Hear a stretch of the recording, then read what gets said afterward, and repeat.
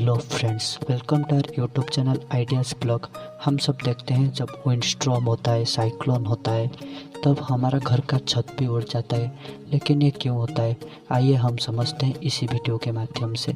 असल में हमारा एटमॉस्फेयर में एक प्रेशर होता है जिसे बोलते हैं एटमॉस्फेरिक प्रेशर। ये एटमॉस्फेरिक प्रेशर कभी बढ़ता है, कभी घटता है। ये होता है कुछ प्राकृतिक घटनाओं से। इसी प्राकृतिक घटनाओं में एक घटना होता है विंडस्टॉर्म। जब विंडस्टॉर्म होता है तब हमारा एटमॉस्फेयर का प्रेशर घट जाता है।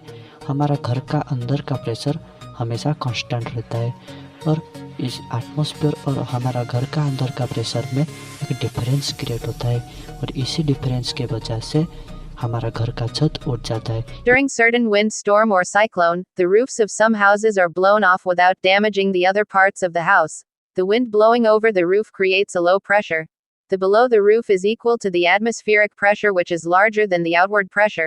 The difference of pressure creates upward thrust and the roof is lifted up. Once the roof is lifted up, it is blown with wind.